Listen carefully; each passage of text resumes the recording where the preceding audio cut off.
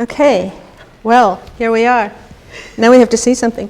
Well, thank you for that intro. I'm impressed by the variety of backgrounds and also the different points of your education that you're bringing into one space that's highly unusual. And I'm sure it really, that you all learn a lot from each other just by that fact. It's really interesting. Yeah. So, and I think new media in its, whatever that means, which Lisa knows much better than I do. She's the queen of new media, because we deal a lot with very old media in Sub Rosa, but we do and have conducted for the last 10, 12, 15 years a critique of cyberspace, digital media, relations in the virtual realm, and kind of connected this to a feminist inquiry into, where do we place our bodies and our real lives in terms of this whole new way of interacting and of being, and questioning a lot of the assumed. So since we know that some of you already had some time to sort of have a general familiarity with our work, today we're going to focus on 3 specific projects that we thought would be interesting to you. And because we're makers, we wanted to also share a little bit like how we came up with the ideas, how they relate to our research, and what are some of the considerations that artists deal with when they're trying to realize a project. So we're going to describe the 3, and then we'll hopefully engage in a lively discussion, and then we'll do some hands-on activities. So we're going to trade off a little bit. Let's see if I can. So this actually we photographed on a wall in Graz, Austria. Graz is sort of a medieval little city in Austria, but of course it's also in the 21st century. So there's really interesting dichotomies there in terms of the use of, can you, what? This works. Oh, okay. Here you can see, this is in the center of Graz, which, has a lot of the old buildings, old city center, all these windy little streets, and there we are, escapees from the cyber swamp. And, our methodology of getting to this project, it is very funny, and it was very fun, was that we were invited to participate in a project called the Ministry of Hacking from the ESC, which ESC is for escape, right, on your computers, a media laboratory, which is a feminist space that's been going on in Graz for a long time, and that does a lot of things like giving classes to women and immigrants and children also of how to use computers and so on. And we were thinking of the issue of hacking. What would be feminist hacking and what would be a feminist server in terms of what does it mean to serve? What does a server do? How can we take that word serving into a feminist context of serving both in physical life and online? How do we host people online? How do we commune with people online? How do we use those kinds of opportunities to work with others? So the red sticker on the bottom right is for a big arts festival that is held in Graz every fall. And lots of different venues participate, museums, galleries. And it always has a common theme. And this year the common theme was, I wish not to share. Well, it was more like to share or not to share, that is the question, which of course is a huge issue, right? The whole issue of sharing. And so we decided to sort of come out of the old media swamp of America to Graz and find out, what kind of swamp are they living in? Are they living in a swamp? Are they using media in the same way that we are in America, or we particularly?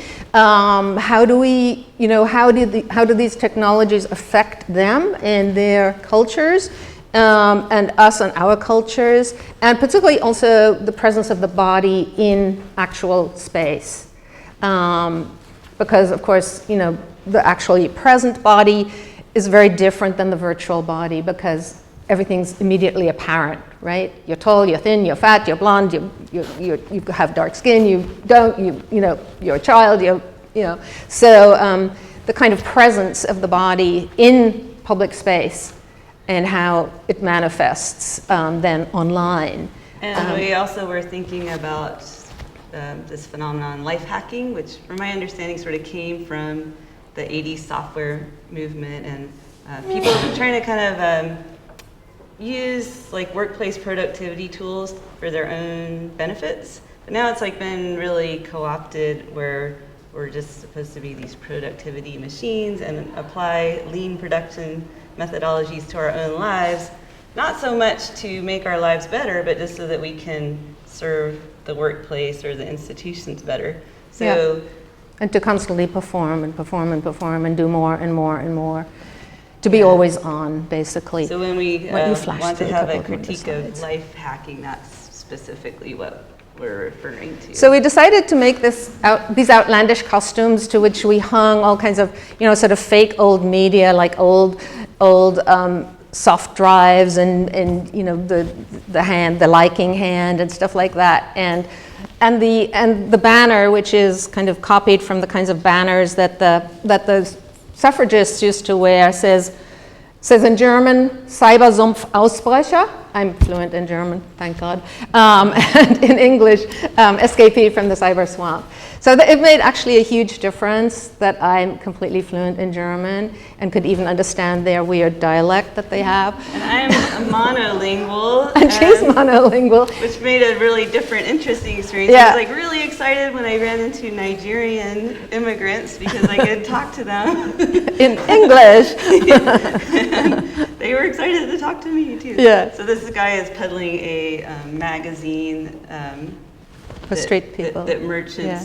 Well, no, it's not homeless. Oh, no, it's for immigrants, right? The thing that bothers her about this project is that it's similar to the homeless magazine, but not all the immigrants are in that same situation. So she felt it really conflated their situation to the public in a way that was like not realistic or fair. So that was interesting to learn about. Yeah. So. Meanwhile, the day I arrived in Graz, they were having their sort of costume day when they wear the Tracht, as they call it in German, which is the Dirndl and the Lederhosen. So there were thousands of people on the street in Lederhosen, which are these leather trousers the men wear, right, with braces and a felt hat with a feather in it. And the women wear these very fancy dresses with aprons and, you know, dirndls and shawls, and people were walking around the streets. It's like, oh my God, what, you know, this kind of cultural thing is like, so how are we going to relate to that, right? So we posed in front of quite a few of these posters and mannequins on the street to just kind of contrast, you know, these very interesting kinds of cultures that are manifested in and on the body. I was really surprised that I thought people would be more plugged into their phones in public space, and it wasn't as intensely the case in the particular area where we were. So then it really came into sharp relief when this group of tourists was there, and they were super plugged in because they were tourists. They had like their iPads and phones, and they thought we were a really interesting photo opportunity. They were from Japan, and so every single one of them had at least 3 devices that they were recording things on. And they absolutely insisted on taking pictures with all of us, with us, every single one person, yeah. Then we ran into a whole group of school children, in fact, quite a few groups of school children, and we learned that in the first week of school in Austria, to kind of get the students used to the fact that they're going to be sitting in classrooms, they take them on field trips all over the place. So the whole old city downtown was full of groups of school children, And they were amazing because they told us so much about the use of of devices and computers in schools. We asked them questions, how do you use computers in schools? How often do they let you on? And do you carry cell phones? And are you allowed to have cell phones in school? And as it turns out, most of that is forbidden. They're not even allowed to bring a cell phone to school. Computer hours at school is like one class, every 3 days or something. And that most of the instruction there and even their home life, except for video games, which they do at home. So very interesting comparison to American schools where, all of these devices are brought to school and are ubiquitous. Even in this room. Even in this room, I do see some computers. But it was a small sampling, but it was still just really different than I expected. So yeah. And I had a language limitation, but I could still like people, so I would go up to the kids and say, "I like you on Facebook." Yeah. They thought it was funny. Yeah, they loved that. They got it, everybody was touching us and touching the stuff that we had and going like, ooh, look at that. They recognized. And that was an interesting thing, right? Because it's, even though, Hyla can't speak German, all she had to do was get out her fake cell phone and start, and then they would like, oh, And I did some selfie, because now everyone does a selfie. It's like you can just see people holding this black rectangle going like that, and you kind of have a good guess of what's actually happening. So just to put like a fake rectangle in my hand, I could still kind of like perform that with others. So then we asked people in English and in German. We're escaping from the cyber swamp. We're trying to find real life. Like, can you tell us what is real life like? And we had some very interesting responses. So I'll show you a few of those. So this was a group of young high school girls. This developed into quite a long conversation about nature. What's the difference between nature and culture? That was very interesting.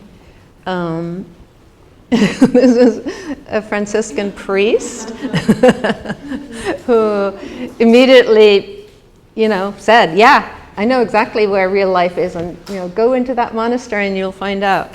There are quite a few monasteries and nunneries in Graz, and we stayed in different housing, and I was staying at this Sisters of Immaculate. Well, I call them the Sisters of Mercy. Die Barmherzigen Schwestern. Yeah. But I arrived just as they were in a period of silence. Yeah. So they weren't allowed. But you saw them on the Xerox machine, and you saw them on their computers, right? Or on their cell phones? Mostly the Xerox machine, but also I saw how they totally game the vow of silence. Like they cheat. Well, I mean, that's a really interesting thing to think about, how would a vow of silence work, in the virtual world, how would you manifest that? It's really different to see a person, every day at breakfast, and they don't speak, and they don't speak to each other either. But they sing. That's the amazing thing. They go into the church and then they sing. We heard them singing, yeah. But on the topic of vows of silence, I am a Facebook user, Faith is not, and every now and then a friend Facebook. Will just sort of like disappear off of Facebook, and it's like, what happened? Like, did they finally like unplug themselves from it? Are they going up for a job interview and they don't want to be seen? Are they traveling to a country where they don't want it to be searched? Did they hate me? Was I blocked? And then every now and then someone will pop back with an answer. So that's just sort of interesting. You don't know, like, how do we read these situations, especially when there's silence involved? That's a good point, yeah. So, and there were a lot of, very enthusiastic Graz citizens who loved Graz, particularly because it was, it was back to the old culture, and it honored the old culture, and they're not anxious to get ahead. And it was really amazing to get this if I had walked around New York City, for example, or even Providence, why do you like Providence? Would I have gotten an answer like this? It was very interesting to hear that. And then there were a whole bunch of older citizens in wheelchairs who'd been wheeled out to, get some sun. And that particular lady in the striped sweater was so verbal. She was just like, and they were absolutely entranced with our costumes and talked to us. And we found that very interesting, that people really were drawn to our costumes. It was very interesting because they were beautiful, but they were also really weird, right? But it was an instant icebreaker, It was just like, it really worked. We were talking again about how just the fact of wearing a costume or a uniform can give people a certain permission to interact with you, and it kind of breaks some sort of code or opens another one that's interesting. So we've both worn like really whimsical kind of stuff and things that sort of project authority, like lab coats and things like that. And it always changes the kind of conversation you can have with people about art, because you're not necessarily, I find that oftentimes people feel not qualified to talk about art or intimidated, like they'll sound stupid and so wearing a costume or a uniform changes that, because suddenly they can talk about what they're seeing or experiencing, but they don't have to feel like they can just speak to their experience and ask questions. You can start a conversation really easily. And I mean, we find this generally in our performances, because we usually have a costume, as Hyla said, the question we get from art historians who are taking their students to see our performance is like, this is not art. Why are you calling this art? And art historians can get very upset about that. Hashtag not all art historians. Not all. Yeah, present company accepted. But it's really interesting to me how a lot of the students are much more ready to not care necessarily about, is this art or what is this, but this is something interesting, I'm going to engage with it, and, and what are the techniques that we're using to actually produce these conversations, which are very important to us. So this guy was selling pretzels, and he had been doing that for 26 years on this street corner. And he was like a pretzel philosopher. He was a philosopher. He went on and on to me about this energy and the cells, and he studies this, and he totally got it. And then this was the end of his remarks. And the soul is the energy, and without the soul, there would be no bodies, which is such an interesting reversal of, what usually. So that's very So to his amazing. Left is the Apple Store, and to his right is this signature architectural piece, which is the Museum of Art, which locally is called the Friendly Alien. And during the day, it looks sort of like a Jules Verne glass-shrouded thing with these spouts, kind of like a 1950s rendering of a sci-fi submarine. Yeah. But it has a proprietary skin underneath it, and the whole thing is animated with LED lights. So both patterns and imagery is like projected over this blobby shape. Yeah, so this he's right in between those. Right, it's really interesting clash between this historic architecture and customs and the and what is now. And it's so interesting to actually see the public space. And that's also a big interest of ours, is thinking about how is it different to be a gendered and raced person, for example, or a person with disabilities in a public space, in an embodied way, than it is when you're online. And this whole idea that, when you're online and in cyberspace, you can be anybody you want to be. But is that really true? And in what ways does that work? and also in what ways does that actually work against really, becoming not sexist and not racist, and when you don't have to encounter that when you don't have to encounter real difference in an embodied way. So those are also all questions that we like to think about in these encounters. Yeah, you're just making me have this memory of wandering around Skopje, Macedonia with our friend Elena, and she still had a child in a stroller, and just how hard it was to maneuver the stroller around the city street. So, because of the American Disabilities Act here, which my architect friends love to complain about because it's a very challenging law to meet and expensive, but it makes great access not only for wheelchairs, but mothers and artists pushing carts of stuff around. Yeah. So this was a taxi driver. Mm-hmm. We should probably move a little bit faster. Inside the friendly alien. Yeah, right. So this was in the art museum. I asked one of the attendants at the art museum about art. We had a longer conversation than this, but this is kind of what it boiled down to. And when I asked her, is art necessary for real life? She said, yeah, people will pay money to look at art, so it must be necessary to them, which I thought was like, oh dear. Is this what we're up against as artists?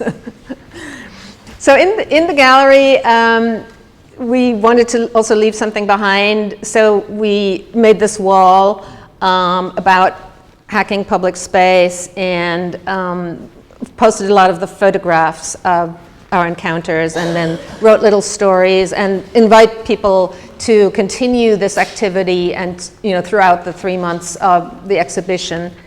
And then we also had we held 2 sessions of Kaffee und Kuchen, which is coffee and cakes, a nice tradition in Austria, and invited the public to one of them, and then just the other women who are making work for this exhibition, and discussed.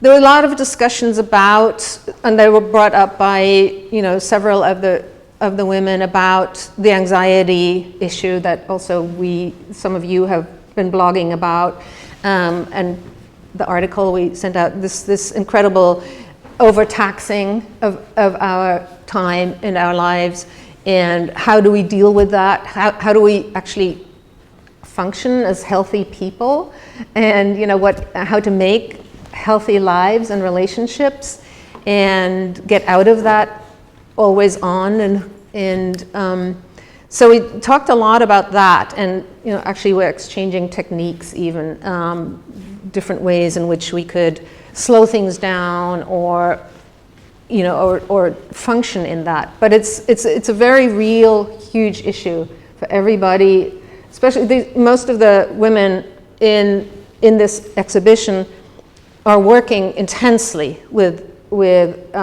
media, either as their jobs and their art, or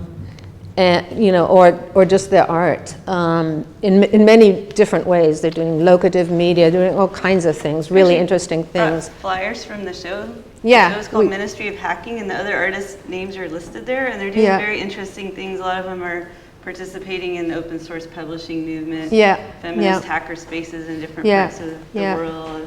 And we learned this really interesting. And gaming too, some of them. We learned a neat word, Athiyawadi. I might be pronouncing it wrong, but one of the people who showed up for Coffee and Cakes was a postdoc student from Myanmar, and she was talking about feminist movement in her group of friends there, and how they didn't want to use the already established terms because it felt like this sort of colonial acts laid on top of what they wanted to achieve, or their ideas about emancipation. And so some strong feminists there are using this term Athiyawadi to describe themselves. I thought that was interesting, so we added that too. So we all learned a new word. And I think the last picture is going to be the flyer. and then we made this flyer in advance which was invitational, which we posted everywhere, both online and wherever we went in the city, and handed it out. And it was translated into German and into Turkish, because there's a huge Turkish population in Graz, traditionally, I mean historically.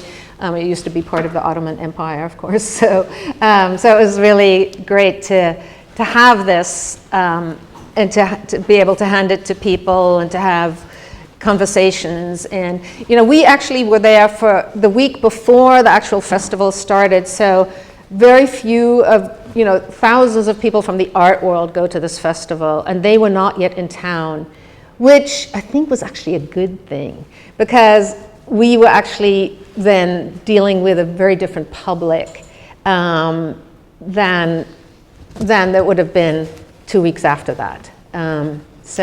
Yeah, there would be a lot more people, but they would also be expecting entertainment on the streets. And Yeah. So, but to be clear, like neither of us speaks or can understand Turkish. Yeah. But we liked the text that we composed for this, and we thought that questions that it raises are good ones to ponder. So we felt that it was worthwhile to distribute those, even though like we were definitely limited in our ability to follow through in the discussion. Okay, on to the next piece. This is Feminist Matters, Propositions and Undoings. Oh, we forgot to mention that the idea for the last piece came about because we were on retreat next to this tiny little lake that was being overrun by algae in Vermont. And so the sea creature idea kind of emerged from We emerged from the lake, just with a slimy green stuff hanging off us. This would make a great costume. Yeah, and so this, we were invited by Astria Superic to do a show for the Pittsburgh Biennial, but it was pretty open-ended. She's like, I'm bringing together artists who work collectively and have some sort of connection to Pittsburgh, which is where I live. But it was pretty open-ended other than that. And then around that time, we were really discussing between ourselves, where do we want to go next with Sub Rosa, and what have we accomplished, and what do we want to do differently? And so we were reflecting back on what do we feel like feminist art examined, and we were thinking about how feminist art in the US really changed the way that people work with materials and thinking about materials, among other things. And so that would be a question that we would like to bring to science as a possibility for feminist science. So we like the idea of feminist science to be more than, let's get more women into the STEM fields. Like, can anyone who thinks from different feminist perspectives, like, can that actually inspire benchside practice in a unique way? So when you think about the legacy of feminist art, it wasn't just about getting more women into shows, which to a limited extent it did that. Unfortunately, it's still limited if you look at the stats each year. But it really did change the way that people thought about materials, distribution, audiences, content. Mm-hmm. So we drew from Virginia Woolf. She gave a talk. She was living in London under the air raids, and she was asked to come give a commencement speech in the US. And so she wrote this great talk, which is now in a pamphlet form, called Thoughts on Peace During an Air Raid. And she's basically asking, how can we compensate man for his gun? And what are the arts of peacemaking? And she said, it really can't happen around these boardroom tables. Like, just the whole structure of how these conversations is happening is part of the problem. So she put out the idea of tea table thinking as just a different way to engage in rethinking the whole war mechanism. So we took that a little bit literally, and we decided to kind of make these different tea tables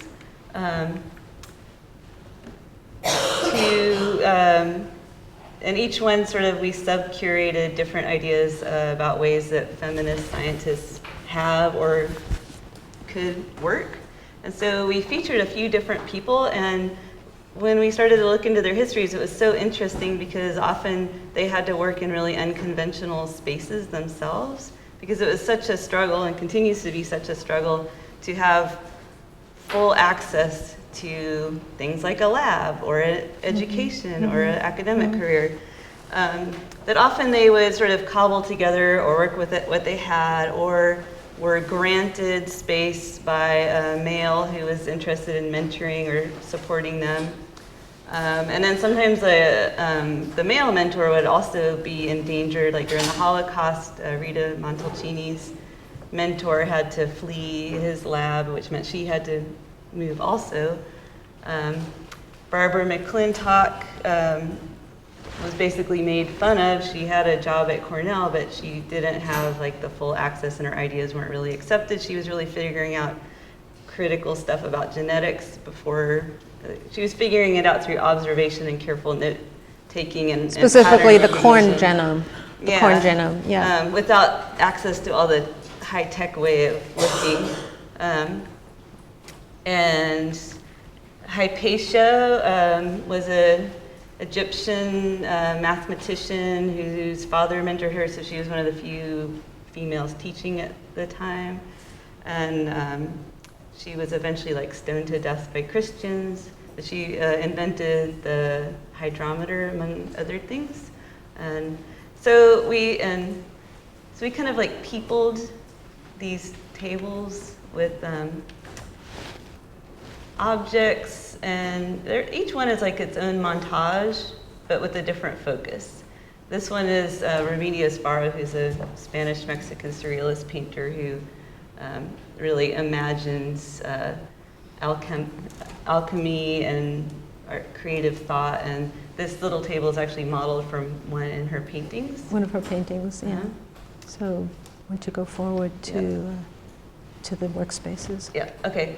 So we had these tables, and you could sit at them and have conversations, and have basically. conversations. Yeah. And Irina, you brought some students from Penn State for some conversations.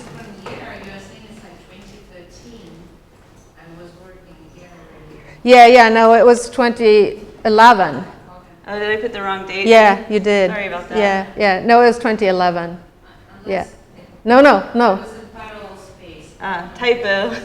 No, it was 2011, yeah. So on the other side of the room, we had a larger table, but still with a sort of domestic feeling. It's not supposed to be like a conference table, but more people can sit. On the video projection was some corn that I had grown, and also different pictures of spaces where people worked. And then there's this quilt on the back wall, which is actually it's a paper quilt, and it's a bibliography. So all of the colorful squares that you see there are actually just color photocopies of different books that we've read. The covers of books, yeah. Irina's book is on there too. And Lisa. That was before it was published, and we made up our own cover for it. So. Yeah, so, yeah, both of you guys. Yeah, that's true. Yeah. So these were some of the interactions, right? So. And we invited people in advance and in the space to write an imaginary letter to a feminist science. Like, what would you like to say to them or ask them to do? Or so here's a few pictures of us working in the space. And here is Faith, one of Faith's workspaces at her old apartment in Chicago. So I had about 6 different workspaces in my apartment. So we've worked together for over a decade now, and neither of us has a dedicated, separate, traditional art studio. We both basically work out of our homes. And all over our homes with all different kinds of materials and in machines. And Hyla's way more machiney than I am, but she hates it. Sort of. I'm the clicker. We also invited friends who are artists or scientists or anywhere in between to submit pictures of their spaces and how they like to work. So this is one of the slides that Boreana Rasa sent us. And here's my backyard at home. And just some shots. We ordered some corn from Chiapas, Mexico. They're asking people to grow it outside of Mexico, either to reproduce it, but also symbolically they would like it to be done, because they have really old corn varieties that are basically under threat from both patents and cross-contamination of genetically modified corn. Yeah. So they have a little project to like get the seeds out and ask people to grow them, just to sort of reverse infiltration of the non-genetically modified Mexican corn into the U.S., where 90% of all corn is genetically modified now. And here's a documentation of one of Barbara McClintock's spaces, and a lot of her work and ideas got recognized and archived like really late in her career. But she got the Nobel Prize. Yeah, Rosalind Franklin was instrumental in the discovery of how DNA is shaped. And she also was, she had some male mentors, and they would often just give her like if you upgrade the lab and the old lab's still there, they'd be like, you can use it. So that was really valuable to her, but it's too bad that sometimes we have a secondary space, but we can still do interesting stuff with it. Here's Remedios, Rita Montalcini. And here is another example of us using a gallery space and converting it to a really different kind of interaction in the space, because often you show up to the gallery, maybe you interact by triggering an infrared beam and something moves or shifts, but you're not really supposed to use the space unless you're like in the education department in the basement. So we like having workshops or artwork that takes the form of a workshop, so we can actually use like the museum or gallery space as a workspace. And then we actually had an opening at the end of it, showing all of the stuff that we'd done. Yeah, this is when we worked together for a week in the space, and then we kind of turned that into a display that people could. Which was great. Lots of people came. It was really interesting. It was very interesting people. So then the last piece we just wanted to talk about very briefly, because it also relates to, well, the costumes that we're wearing and the projects that we were thinking about maybe doing, with you a little bit. And this was a show at the Yerba Buena Center in San Francisco. It was a large show of installations by mostly much younger people than me anyway. And the exhibition was called The Way That We Rhyme. That's why which comes from a Le Tigre song. Hot Topic. So it was very much kind of thinking about the Riot Girls and Le Tigre and the whole idea of sort of performative and interventionist feminist projects. And so for that, we decided to make these two rafts. That came from a long process of thinking about, steering feminism in different directions, because steering is also kind of the word for cyber, right? Cyber means, in a way, to steer. And so we decided to make these rafts, which we made out of old tires that we found in an old tire dump in San Francisco, and pieces of plywood that we painted, and we made these long flag poles and flew some flags. Hyla's. It's a sail made out of an old pharmaceutical banner. Yeah. It has the word choice on it. Yeah, and we and then we made sort of a little imitation of the Tatlin Tower, the kind of the communication tower. Tatlin, a Russian constructivist, he had, and Irina will probably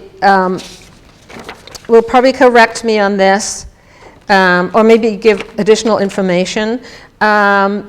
He had somehow picked up this quote that to liberate man from technological slavery was his aim. He was thinking about organic forms also.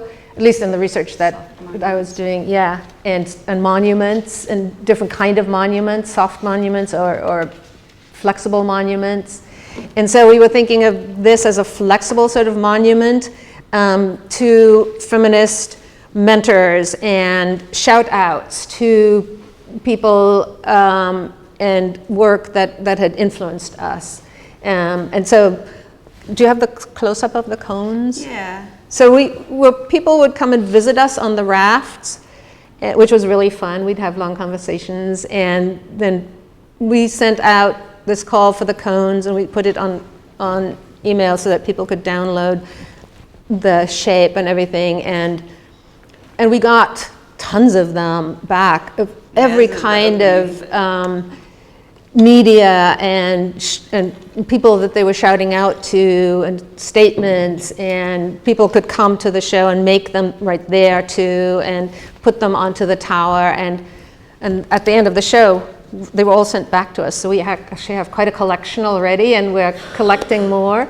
So if you guys make some today, they will be added to the collection. Well, maybe they will, but we also would like you guys to install them around so the campus. The song Hot Topic, and the line, the way that we rhyme, is from the song, and that's what the show got its name.